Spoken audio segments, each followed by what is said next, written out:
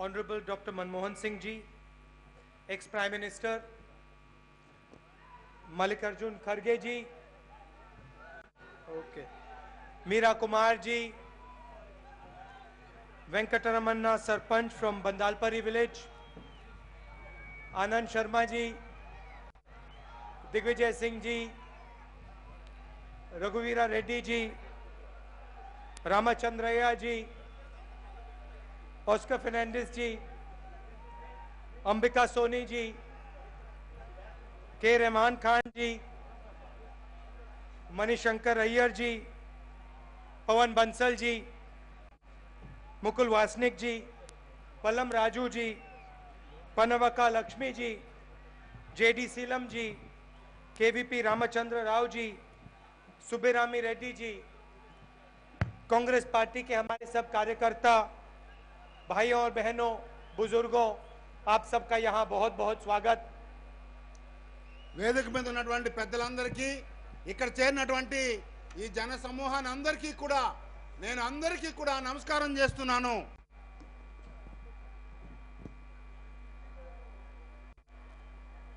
अभी जब मैंने सबका इंट्रोडक्शन किया तो मैं मनमोहन सिंह जी का नाम मैंने पहले लिया, उसके बाद मैंने खारगे जी का नाम लिया, उसके बाद मीरा कुमार जी का नाम लिया और उसके बाद जो हमारी सरपंच वेंकटरमन्ना जी बैठी हैं उनका नाम लिया।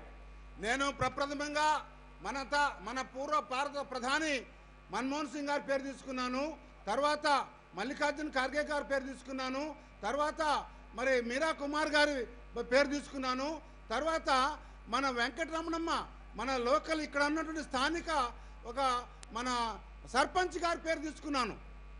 और मैंने ये इसलिए किया क्योंकि जब कांग्रेस पार्टी की यूपीए की सरकार थी उन 10 सालों में हमारी पूरी कोशिश रही कि हम सरपंचों के हाथ में जितनी भी शक्ति डाल सकें, पंचायती राज इंस्टीट्यूशंस के जितनी भी हम शक्ति दे सकें हम दें।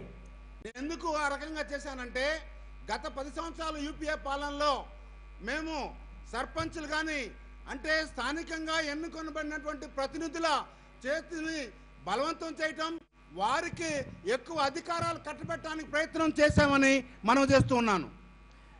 ये मनरेगा का प्रोग्राम है, मगर मैं इससे पहले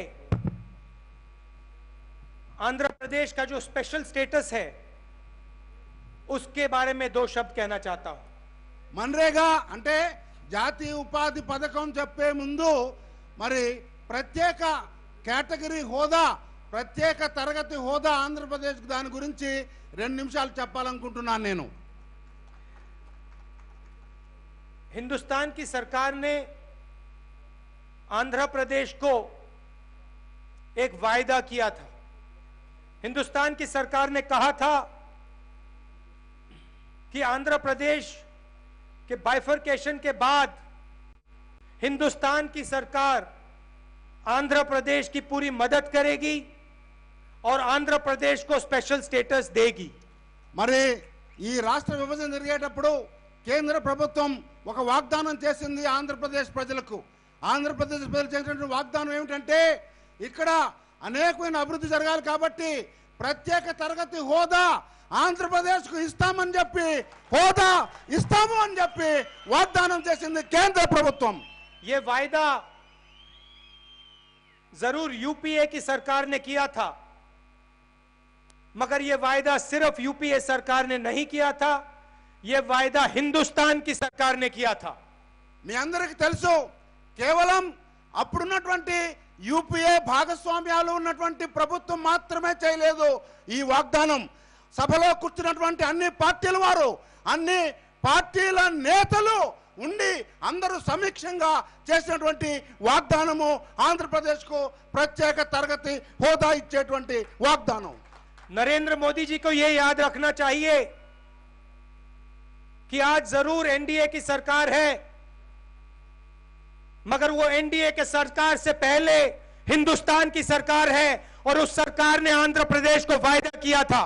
నరేంద్ర మోడీ గారికి ఈ విషయం తెలియాలి, తెలుసు అని నాకు నేను అనుకుంటాను. మరి కేవలం కేంద్ర ప్రభుత్వం కాదు, ఎన్డీఏ ప్రభుత్వాన్ని కాదు, కేంద్ర ప్రభుత్వం ఈ హామీ ఇచ్చింది, ఈ వాగ్దానం చేసింది అని వారు గుర్తు చేసుకోవాలని చెప్పి నేను మనవి చేస్తా ఉన్నాను. हिंदुस्तान के प्रधानमंत्री का फर्ज बनता है कि वो आंध्र प्रदेश को स्पेशल स्टेटस दे। కేంద్రంలో ఉన్నటువంటి ప్రధానమంత్రి గారి బాధ్యత ఆనాడు వాగ్దానం చేసినట్లుగా కేంద్రం ప్రభుత్వం ఈ రోజు ఆంధ్రప్రదేశ్ ప్రజలకు ప్రత్యేక తరగతి హోదా ఇవ్వాలి అనేటువంటిది నేను మనవి చేస్తా ఉన్నాను. शायद पहली बार इंडिपेंडेंट इंडिया के इतिहास में हिंदुस्तान की सरकार ने एक प्रदेश से वायदा किया और उस वायदे को पूरा नहीं किया जा रहा है। నాకు చెప్పడానికి చాలా బాధేస్తా ఉంది. ఈ 67 సంవత్సరాల భారత చరిత్రలో ఇది ప్రప్రథం ఒక రాష్ట్రానికి కేంద్ర ప్రభుత్వం వాగ్దానం ఇవ్వడము, అది అమలు కాకుండా ఉండటం అనేటువంటిది చాలా విడ్డూరంగా ఉంది అని నేను మనవి చేస్తా ఉన్నాను. और हिंदुस्तान की सरकार के शब्द का कुछ मतलब होना चाहिए। अगर हिंदुस्तान की सरकार कुछ कहती है तो उन शब्दों में दम होना चाहिए, वजन होना चाहिए, और प्रधानमंत्री का फर्ज बनता है कि वो इस काम को पूरा करें। ఒక మాట ఒక వాగ్దానం చేసినప్పుడు ఆ వాగ్దానం తీర్చేటువంటి నైతిక బాధ్యత, ఆ ధైర్యం ఉండాలి ఏ ప్రధానమంత్రి అయినా సరే అని నేను మనవి చేస్తా ఉన్నాను. आज हम मनरेगा के लिए यहां आए हैं। इसी ग्राउंड में 10 साल पहले मनमोहन सिंह जी, सोनिया गांधी आई थी और उन्होंने मनरेगा को शुरू किया। మీ అందరికీ తెలుసు 10 సంవత్సరాల క్రితం మరి గౌరవనీయులు సోనియా గాంధీ గారు, గౌరవనీయులు ప్రధానమంత్రిగా ఉన్నటువంటి మన్మోహన్ సింగ్ గారు వచ్చి 10 సంవత్సరాల క్రితం ఇదే రోజు ఒక జాతీయ ఉపాధి హామీ పథకాన్ని ఇక్కడ నుండి ప్రారంభించారు అని మీకు తెలుసు. गांधी जी कहते थे राजनीति में अगर कोई मुश्किल डिसीजन हो तो रास्ता निकालने का बहुत आसान तरीका होता है। अपने आप से सिर्फ यह पूछना पड़ता है कि इस काम से सबसे कमजोर, सबसे गरीब व्यक्ति का फायदा होगा या नहीं होगा, और अगर फायदा होगा तो ही वो काम करना चाहिए। మహాత్మా గాంధీ గారు ఎప్పుడూ చెప్తూ ఉంటారు, ఒక పనిని తలపెట్టి మనం ముందుకు వెళ్తున్నామంటే వెళ్ళే ముందు ఒక ఆలోచన జరగాలి మనకి. మనం మరి భారతదేశంలో ఉన్నటువంటి అతి వాడికి పని ఉపయోగపడుతుందా లేదా అని ఆలోచించినట్లయితే ఆ పని సుఖంగా అయిపోతుందని ఒక మాట చెప్పారు మహాత్మా గాంధీ. और इसी सोच के साथ हमने मनरेगा बनाया। ఈ ఆలోచనతోనే ఇదే ఒక రకమైన ఆలోచన ధోరణిలోనే ఈ మహాత్మా గాంధీ మరి జాతీయ ఉపాధి పథకాన్ని ప్రవేశపెట్టడం జరిగింది. हमने ये नहीं पूछा गरीब की जात क्या है, गरीब का धर्म क्या है, गरीब का नाम क्या है, गरीब कौन से प्रदेश से आता है। हमने सिर्फ यह कहा अगर हिंदुस्तान का कोई भी गरीब है तो मनरेगा से उसको मदद की जाएगी। मैं ఎప్పుడు యూపీఏ ప్రభుత్వంలో కాంగ్రెస్ పార్టీ ఎప్పుడు ఆలోచించలేదు పేదరికానికి కులం గాని, పేదరికానికి మతం గాని, పేదరికానికి ప్రాంతం గాని, పేదరికానికి ఆడ మగ తేడా ఉందని ఎప్పుడు కూడా అనుకోలేదు. మేము అనుకున్నది ఒక్కటే, భారతదేశంలో పేదల మద్దతు కోసం ఇలాంటి కార్యక్రమం కావాలి అని జాతీయ ఉపాధి పథకాన్ని మేము తీసుకొచ్చాం. मनरेगा ने पिछले 10 साल में 1.4 करोड़ लोगों को गरीबी से निकाला। ఈ మహాత్మా గాంధీ జాతీయ ఉపాధి పథకం ద్వారా దాదాపు 1.5 కోట్ల మందికి ప్రయోజనం కలిగిందని నేను మనవి చేస్తా ఉన్నాను. 5 में से हिंदुस्तान में से 5 व्यक्तियों में से एक व्यक्ति ने मनरेगा में काम किया। భారతదేశ జనాభాలో ప్రతి 5గురిలో కనీసం ఒక్కరికి ఈ జాతీయ ఉపాధి పథకం ఫలితం దక్కిందని మనవి చేస్తా ఉన్నాను. और पहली बार करोड़ों लोगों के जेब में पैसा आया। చాలా కాలం తర్వాత మొట్టమొదటిసారి చాలా ఎన్నో కోట్ల మంది జేబుల్లో డబ్బులు నింపింది ఈ పథకం ద్వారా. जिसकी कोई नहीं पूछता था वो जाकर पहली बार हिंदुस्तान के इतिहास में गारंटी करके काम ले सकता था, मांग सकता था, बड़े से बड़े अफसर से कह सकता था कि आप मुझे काम दो। చాలా ఏళ్ల తర్వాత ఎంతో గౌరవంగా ఆత్మస్థైర్యంతో నాకు ఈ పని కావాలి, ఈ పని చేస్తాను అని పనిని ఎన్నుకుని చేసేటువంటి అధికారం పేద కూలీలకు దక్కిందని నేను మనవి చేస్తా ఉన్నాను. आज मैं मनरेगा के वर्कर से मिला, सरपंचों से मिला.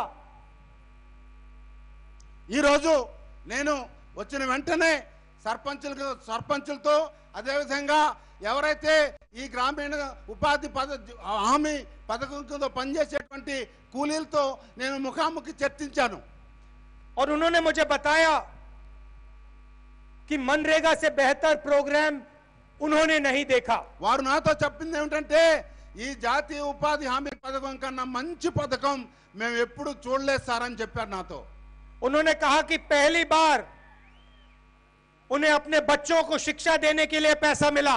మొట్టమొదటిసారి వారి పిల్లలకు మంచి విద్యాభ్యాసానికి డబ్బు ఈ పథకం ద్వారా మాకు దొరికిందని చెప్పడం జరిగింది. एक युवा ने कहा कि आज मैं शहर में काम करता हूं, इसका एक ही कारण है, मेरे माता पिता को मनरेगा दी गई. ఒక యువకుడు చెప్పాడు, నేను ఇప్పుడు నగరంలో పట్టణంలో పనిచేస్తున్నాను, ఎందుకంటే అమ్మా నాన్న ఉపాధి పథకం కింద డబ్బులు సంపాదించి నాకు ఇచ్చారు కాబట్టి నేను అక్కడికి వెళ్ళగలిగాను అని చెప్తున్నాడు ఒక యువకుడు. एक महिला ने मुझे कहा, पहले हमें दूर जाना पड़ता था, अलग अलग शहरों में जाना पड़ता था, डर लगता था, मनरेगा ने वो सब बंद करवाया, हमें यही काम मिला. ఒక మహిళ నాతో చెప్పింది, ఇదివరకైతే ఎంతో దూర ప్రాంతాలకు వెళ్లి పని వెతుక్కొని చేయాల్సి వచ్చేది, కానీ ఈ జాతీయ ఉపాధి పథకం క్రింద మాకు మా గ్రామంలోనే మా ఊరు దగ్గరే పని దొరికింది అని చెప్పింది. कुछ दिन पहले कोई इकोनॉमिस्ट मेरे पास आए. కొంతకాలం క్రితం ఒక ఆర్థిక నిపుణులు నా దగ్గరకు వచ్చారు. और इकोनॉमिक प्रगति की बात हो रही थी और उन्होंने मुझे कहा, राहुल जी हम आपको बताना चाहते हैं कि जो ग्रोथ रेट इतनी तेजी से आगे बढ़ा था उसका एक बहुत बड़ा कारण नरेगा था.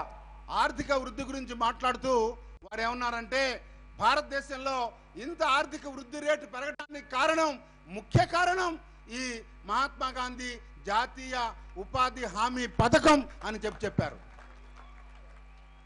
उन्होंने कहा कि पहली बार गांव के अंदर पैसा पहुंचा. మొట్టమొదటిసారి వారు గ్రామంలో గ్రామ ప్రజల దగ్గరికి డబ్బులు వచ్చినాయని చెప్పి వారు నాకు చెప్పడం జరిగింది. लोगों ने मोटरसाइकिल खरीदी, साइकिल खरीदी, साबुन खरीदा, अलग अलग चीजें खरीदी.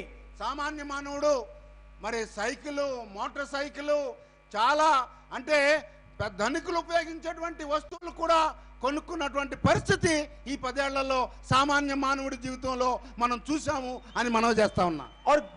और गांव में जब इकोनॉमी बढ़ी, बेहतर हुई, तो उससे पूरे देश को फायदा हुआ. గ్రామాల్లో కాస్త ఆర్థిక పరిస్థితి మెరుగుపడినప్పుడు న్యాచురల్ గా మరి అది పట్టణాలకు వెళ్తారు, వాళ్ళు పట్టణాలకు వెళ్ళి అక్కడ కొన్ని వస్తువులు కొంటారు. ఈ రకంగా మొత్తం దేశంలోనే ఆర్థిక ప్రగతికి దోహదం అవడం అయిందని చెప్పి మనం अलग अलग देशों से लोग आए, ब्राजील से लोग आए, बाकी देशों से लोग आए, राजनेता आए, मुझसे कहा उन्होंने ये बहुत अच्छा प्रोग्राम है, हम इसको अपने देशों में ले जाना चाहते हैं. దేశ విదేశాల నుండి భారతదేశానికి వచ్చేటువంటి చాలా ప్రముఖులు, బ్రెజిల్ వాళ్ళు కానివ్వండి, ఇంకా అనేక దేశస్తులు వచ్చారు. వచ్చి నాతో మాట్లాడుతున్న సందర్భంలో వారు ఏం చెప్పారంటే, మీ దేశంలో జాతీయ ఉపాధి పథకం అమలు చక్కగా ఉన్నది, ఇది ఒక మంచి పథకం, మా దేశంలో కూడా దీన్ని అమలు చేస్తాము అని చెప్పడం జరిగిందని మనం చేస్తా ఉన్నాం. वर्ल्ड बैंक ने रिपोर्ट लिखी कि नरेगा ने बहुत सारे लोगों को फायदा पहुंचाया. यूनाइटेड नेशंस ने कह दिया कि नरेगा बहुत फायदेमंद प्रोग्राम है.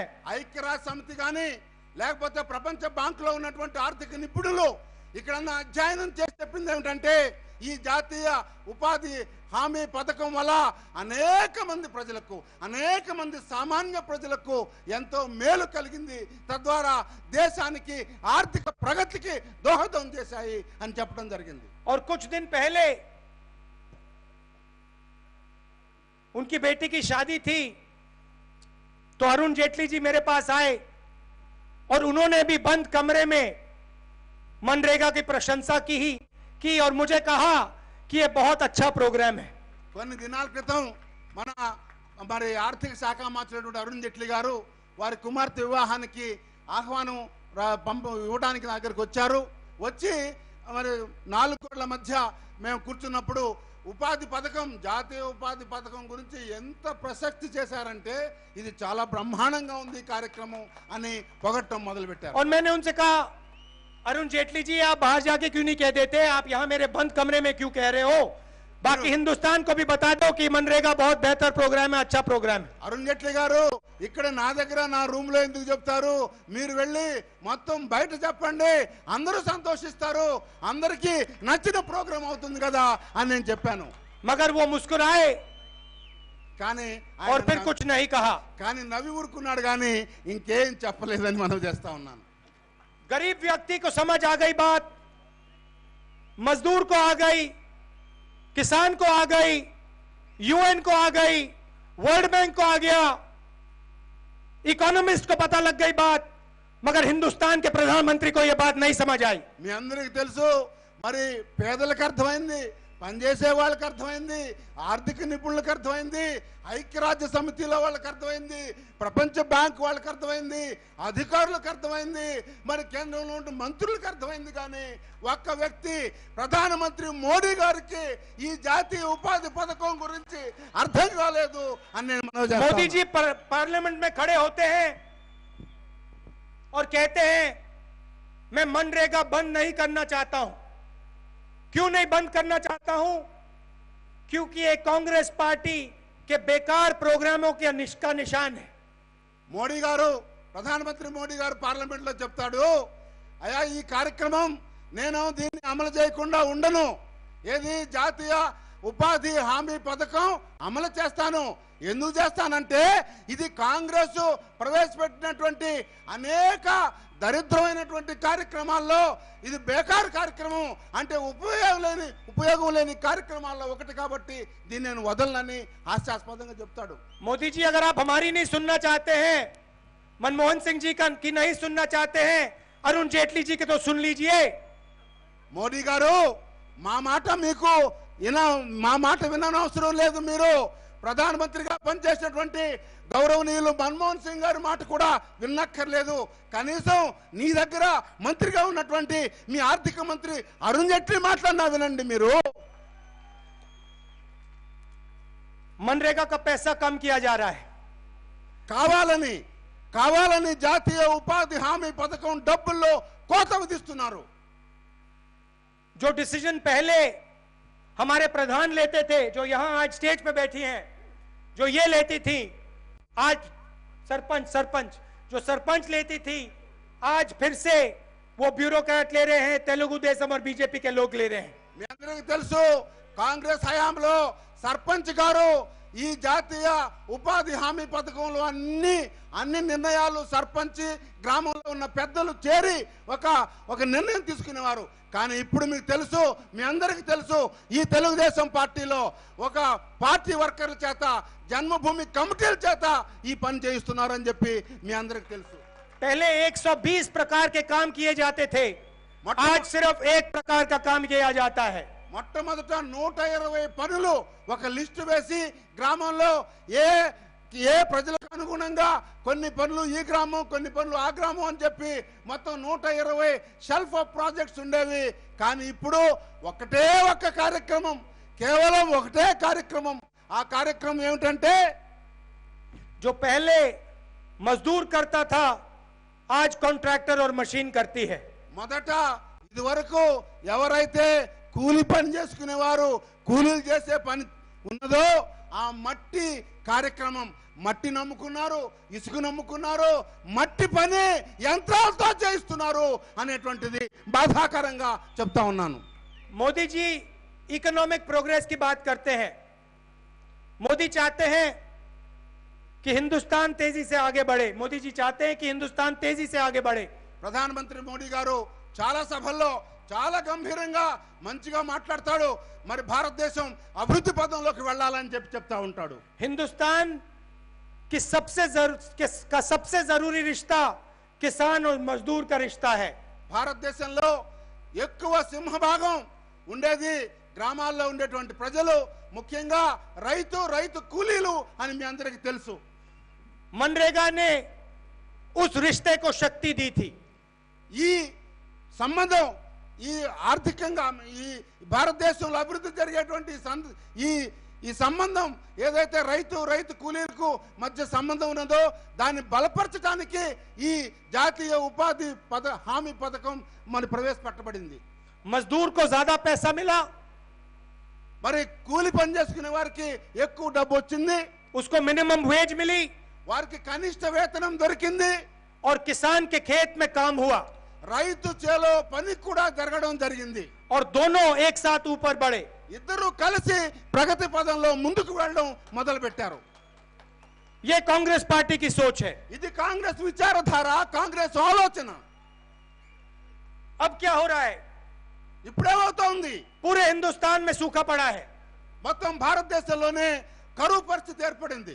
सरकार के रिकॉर्ड्स कहते हैं कि 4 लाख गांव सूखे में हैं. మరి ప్రభుత్వ లెక్కల ప్రకారం 4 లక్షల గ్రామాల్లో కరువు ఉందని చెప్తా ఉన్నారు. किसान रो रहा है, आत्महत्या कर रहा है. మరి రైతులు ఎంతో బాధపడుతూ క్షమాతో ఆత్మహత్యలు పాల్పడుతున్నటువంటి సంఘటనలు మనం బాధాకరం. हमने 70,000 करोड़ रुपए किसान को दिए. మేము 72,000 కోట్ల రూపాయలు రైతులకు రుణ విముక్తిగా ఇచ్చాం. हमने मजदूर को और किसान को मनरेगा दिया. మరి కూలీలకు అదే విధంగా చిన్న సన్నకారు రైతులకు ఈ జాతీయ ఉపాధి హామీ పథకం ఇచ్చాం. और आज जब कोई आत्महत्या करता है किसान, सरकार कुछ नहीं करती उसकी मदद. ఈ రోజు దురదృష్టవశాత్తు ఒక ఆత్మహత్యకు పాల్పడితే రైతన్న ఈ ప్రభుత్వాలు ఏం చేయడం లేదు అని బాధాకరంగా మనం చేస్తా ఉన్నాను. मोदी जी जनधन की बात करते हैं, बैंक अकाउंट खोलने की बात करते हैं, मगर जो उस बैंक अकाउंट में 15 लाख रुपए जाना था वो कहां गया? वो आप हमें बताइए. ప్రధానమంత్రి గారు, మీరు జన్ధన్ యోజన అంటారు, బ్యాంకులో ఖాతా తెరవండి అంటారు, కానీ ఆ బ్యాంకులన్నీ సున్నా బ్యాలెన్స్ లో ఉంటాయి. మాకు 15 లక్షలు ఒక్కొక్కరికి బ్యాంకు అకౌంట్ లో వేస్తామని చెప్పి ఎన్నికల వాగ్దానంలో ఎక్కడున్నాయి ఆ 15 లక్షలు అని మోదీ గారిని मोदी जी అడుగుతున్నారు. खाली बैंक अकाउंट से हिंदुस्तान के किसान और मजदूर का कुछ नहीं होने वाला है. మోదీ గారు కేవలం బ్యాంక్ అకౌంట్లతో భారతదేశంలో మరి రైతు కానీ రైతు కూలీల అభివృద్ధి జరగదని మీకు మనవి చేస్తా ఉన్నా. अगर आप उसमें 15 लाख रुपए नहीं डालना चाहते हैं तो मनरेगा का पैसा तो डालिए. మీరు 15 లక్షలు వేయలేకపోతే కనీసం జాతీయ ఉపాధి హామీ పథకం డబ్బులన్నా వేయండి మహాశయ. मैंने पहले कहा कि जब हमने मनरेगा चालू किया तो हमने गांधी जी की सोच देखी और गांधी जी ने कहा था सबसे गरीब व्यक्ति की मदद करनी चाहिए. నేను ముందే చెప్పినట్లుగా ఎప్పుడైతే కాంగ్రెస్ పార్టీ జాతీయ ఉపాధి హామీ పథకం ఆలోచించేటువంటి సందర్భంలో గాంధీ గారి ఆలోచనని మేము అమలు చేశాం అని మనవి చేశాను మీకు. गांधी जी ने कहा जो लाइन के सबसे पीछे होता है, जो सबसे गरीब होता है, सबसे कमजोर होता है, उसकी मदद करनी चाहिए. గాంధీ గారు చెప్పారు, సమాజంలో అతి బలహీనమైనటువంటి వ్యక్తి వారి ముఖం చూసి మీరు అన్ని పనులు కూడా ఆలోచించి వారికి ఉపయోగపడేలాగా చేయండి అని చెప్పి గాంధీ హితబోధ చేశారు మనకి. मोदी जी के सामने भी वही लाइन है. మోదీ గారు కూడా అదే లైన్ లోనే ఉన్నారు, అదే మాట్లాడుతున్నారు. मगर उनका कहना है जो सबसे सामने खड़ा है उसकी मदद करो, बाकी सबको भूल जाओ. వారి ఆలోచన కాంగ్రెస్ ఆలోచనల తేడా ఒక్కటే. మనం గాంధీ గారు చెప్పినట్లు సమాజంలో అతి బీదవాడి ముఖం చూస్తున్నాము, మోడీ గారు మాత్రం అతి సంపన్నుడి ముఖం చూసి ఆయనకు దగ్గర ఉన్నవాడి ముఖం చూస్తున్నాడు. अब जो मनमोहन सिंह जी ने कहा वो सबसे जरूरी है. ఈరోజు మన్మోహన్ సింగ్ గారు గౌరవ పూర్వ ప్రధానమంత్రి గారు చెప్పింది చాలా చాలా ముఖ్యం అని మనం చేస్తా ఉన్నాను నేను. आपकी सरकार मनरेगा को खत्म करना चाहती है, बीजेपी की सरकार, टीडीपी की सरकार. ఈ టీడీపీ బీజేపీ రెండు ప్రభుత్వాలు వారు కలిసి ఈ ఉపాధి హామీ పథకాన్ని నీరుగార్చడానికి ప్రయత్నం చేస్తున్నారు. దీన్ని పూర్తిగా మర్చివేసేటువంటి పూర్తిగా మూసివేసేటువంటి ప్రయత్నాలు చేస్తున్నారని మనవి చేస్తా ఉన్నాం. एक तरफ बीजेपी टीडीपी की सरकार, दूसरी तरफ किसान, मजदूर, हिंदुस्तान और आंध्र का गरीब. ఒక ప్రక్క ఈ తెలుగుదేశం బీజేపీ ప్రభుత్వాలు నిల్చుంటే ఇంకొక ప్రక్క రైతు మీద ఆధారపడి జీవించేటువంటి కూలీలు వీరందరినీ మనం చూస్తా ఉన్నాం. कांग्रेस पार्टी गरीब और मजदूर के साथ खड़ी रहेगी और हम मिलकर मनरेगा को बचाएंगे और आपको वापस आपका पैसा पहुंचाएंगे. మనందరం కూడా వీరి పక్షాన ఉన్నాం. ఎవరు? రైతు కూలీల పక్షాన ఉండి కాంగ్రెస్ పార్టీ ఈ జాతీయ ఉపాధి హామీ పథకాన్ని నీరు కార్చకుండా బలవంతంగా వారిద్దరితో పోరాడి వీళ్ళ తరఫున వీళ్ళ వెన్ను తట్టి మనం నిలబడదాము అంటే మనం చేస్తా ఉన్నాను. और जब हमारी सरकार आएगी तो हम वहां नहीं रुकेंगे. మన మళ్ళీ కాంగ్రెస్ పార్టీ ప్రభుత్వం రాబోతుందని మీకు తెలుసు. మన ప్రభుత్వం వచ్చిన వెంటనే అక్కడే ఆగం, ఇంకా దానిలో సుధారణ తీసుకొస్తామని మనం చేస్తా ఉన్నాను. आज हिंदुस्तान में अगर गरीब व्यक्ति को इलाज कराना होता है तो वो अस्पताल के अंदर नहीं जा सकता है.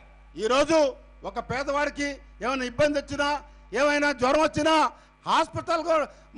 హాస్పిటల్కి నేరుగా వెళ్ళేటువంటి పరిస్థితి లేదు. అనేక చోట్ల మనం చేస్తా ఉన్నాను. अस्पताल के अंदर जाने के लिए आपको पैसे की जरूरत होती है. మరి హాస్పిటల్ లోపలికి వెళ్ళాలంటే వైద్యశాల లోపలికి వెళ్ళాలంటే డబ్బు చెల్లించాల్సి వస్తుంది, ఫీజు చెల్లించాల్సి వస్తుంది. जो गरीब होता है उसे अपने बच्चों को शिक्षा आसानी से नहीं दी जाती. ఒక పేదవాడు మరి అనేక కష్టాల్లో ఉంటాడు కాబట్టి వాళ్ళ పిల్లలకు మంచి విద్య అభ్యసించలేని పరిస్థితుల్లో వారికి చదువు నేర్పించలేనటువంటి పరిస్థితుల్లో ఉన్నటువంటి అనేక మంది పేదలు ఉన్నారు. ఇప్పుడు एक प्रकार से स्कूल का और अस्पताल का पूरा प्राइवेटाइजेशन किया जा रहा है. మీ అందరికీ తెలుసు విద్య వైద్యం ఇదివరకు చాలా పేదలకు చాలా దగ్గరలో అందరికీ అందుబాటులో ఉండేది. కానీ రాను వాటిని ప్రైవేట్ వ్యక్తులకు ఆ రంగాలను ప్రైవేట్ వ్యక్తులకు అప్పచెప్తున్నారు అనేటువంటిది బాధాకరం అని మనం చేస్తా ఉన్నాం. मगर शिक्षा का काम, स्वास्थ्य का काम सरकार का काम भी होता है. మీ అందరికీ తెలుసు ఈ వైద్యము విద్య అనేటువంటి కీలకమైనటువంటి ప్రగతికి సాధనాలైనటువంటి ఈ రెండు రంగాల్లో ప్రభుత్వ బాధ్యత అనివార్యమని మనం చేస్తా ఉన్నాను. और आने वाले समय में कांग्रेस पार्टी ये चाहती है कि हम गरीब लोगों की मदद शिक्षा में और स्वास्थ्य में मनरेगा जैसे करें. మీ అందరికీ చెప్తా ఉన్నా కాంగ్రెస్ పార్టీ ప్రభుత్వం మళ్ళీ అధికారంలోకి వస్తుంది. ఏదైతే జాతీయ ఉపాధి హామీ పథకం చేసే చట్టం ద్వారా హక్కునిచ్చామో, విద్యా హక్కునిచ్చామో, అదే విధంగా ఆరోగ్య హక్కు అందరికీ ఇస్తాము అని చెప్పి మనం చేస్తా ఉన్నాం. कि गरीब किसान, गरीब मजदूर, चाहे वो शहर का हो चाहे वो गांव का हो, उसे भी लगे कि इस हिंदुस्तान में मैं भी अपने बच्चे को स्कूल में, कॉलेज में, यूनिवर्सिटी में भेज सकता हूं. मैं भी अपनी मां को, अपने बाप को जब वो बीमार होते हैं अस्पताल में ले जा सकता हूं. పేద ప్రజలు గ్రామీణ ప్రాంతంలో ఉండొచ్చు, మరి పట్టణ ప్రాంతంలో ఉండొచ్చు, మహానగరంలో ఉండొచ్చు. పేదరికానికి ప్రాంతాలు లేవు. ప్రతి పేదవాడికి మరి వారికి ధైర్యంగా ఉండాలి. ఎక్కడైనా సరే నాకు నా పిల్లలకు కాంగ్రెస్ పార్టీ ఉంటే నా పిల్లలకు మరి విద్య దొరుకుతుంది, వైద్యం దొరుకుతుంది అనేటువంటి ఆ భరోసా కాంగ్రెస్ పార్టీ ఇస్తుందని మనం చేస్తా ఉన్నాను. आज हमारे जो स्टूडेंट्स हैं,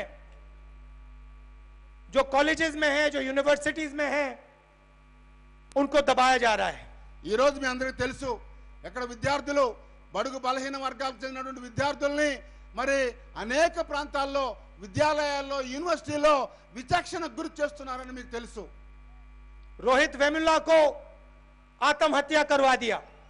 రోహిత్ వేముల గారికి మరి ఆత్మహత్య చేసుకోవాల్సినంత దుర్భర పరిస్థితిని ఇక్కడ కలుగు చేశారు వాళ్ళు. क्यों? ఎందుకు? क्योंकि वह अपने विचारों के बारे में बोल रहा था. తను నమ్మినటువంటి విషయాన్ని గురించి ఫ్రీగా మాట్లాడేందుక?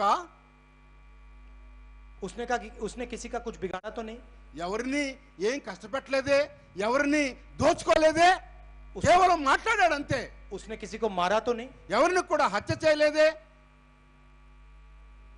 मगर हिंदुस्तान की सरकार ने कुचल दिया. కానీ భారతదేశం మొత్తం కేంద్రాన్ని కదిలించగలిగినటువంటి స్థితి ఆయనలో ఉన్నది. और फिर भारत सरकार के मंत्री कहती हैं कि रोहित वेमुला दलित नहीं था. సిగ్గుచేటు ఈరోజు కేంద్ర మంత్రి ఒకరు చెప్తారు వేముల రోహిత్ అనేవాడు దళితుడే కాదు అని. सुषमा जी, सवाल ये नहीं है कि रोहित वेमुला दलित था या नहीं, सवाल ये है कि हिंदुस्तान का एक युवा जो पढ़ना चाहता है, सीखना चाहता है, समझना चाहता है, उसको हिंदुस्तान की सरकार ने कुचल कर मारा. సుష్మా స్వరాజ్ గారు ఈ దేశంలో ఆయన దళితుడా దళితుడు కాదా అన్నది సమస్య కాదు. సమస్య ఏమిటంటే ఒక యువకుడు చదువుకుంటూ మంచిగా చదువుకుంటూ మన స్వేచ్ఛా భావంతో తన భావాల్ని స్వేచ్ఛగా ప్రకటించడం తప్ప అని అడుగుతా ఉన్నా నేను. आपकी सरकार ने FTII के लोगों के युवाओं को दबाया. మీ ప్రభుత్వం అక్కడ పూణేలో ఫిల్మ్ టెక్నాలజీ ఇన్స్టిట్యూట్ అక్కడ ఉన్నటువంటి విద్యార్థుల్ని మీరు ఒత్తిడి చేశారు, వారికి మానసిక శోభ కలిగిస్తున్నారు మీ కేంద్ర ప్రభుత్వం. रोहित वेमुला को कुचला. మీరు రోహిత్ వేముల గారు మరణానికి కారణమయ్యారు. कल दिल्ली में JNU के युवाओं को मारा.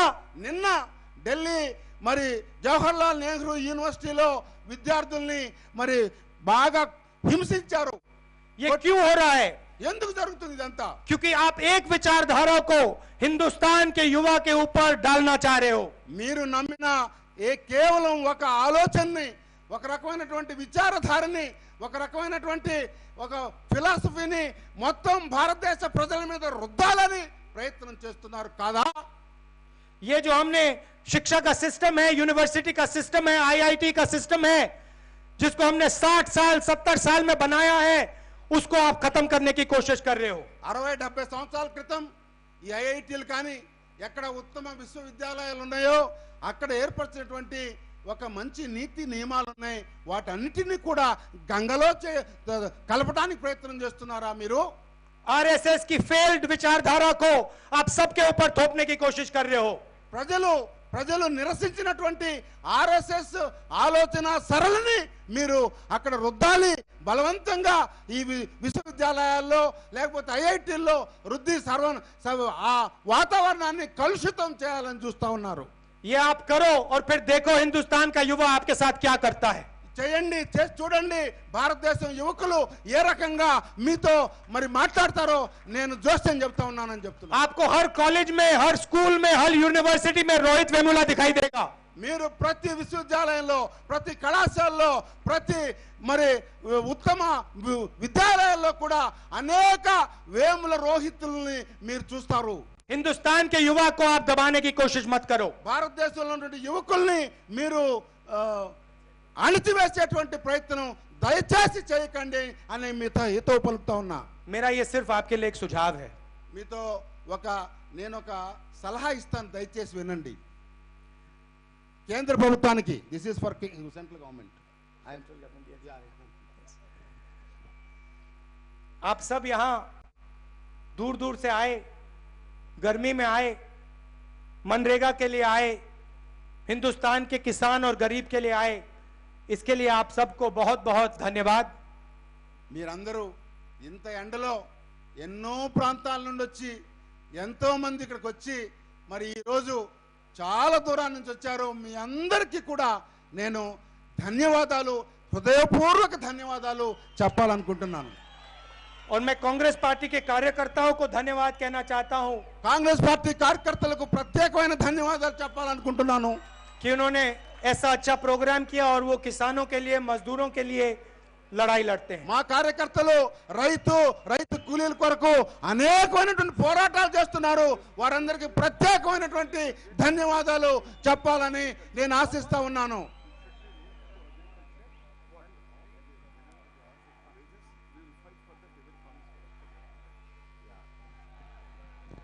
तो ये जो मनरेगा के पीछे जो सोच है, ये अधिकार की सोच है. हमने जो कार्यक्रम चलाया था उसमें हमने लिखा था कि मजदूरों का अधिकार है कि उनको काम मिले.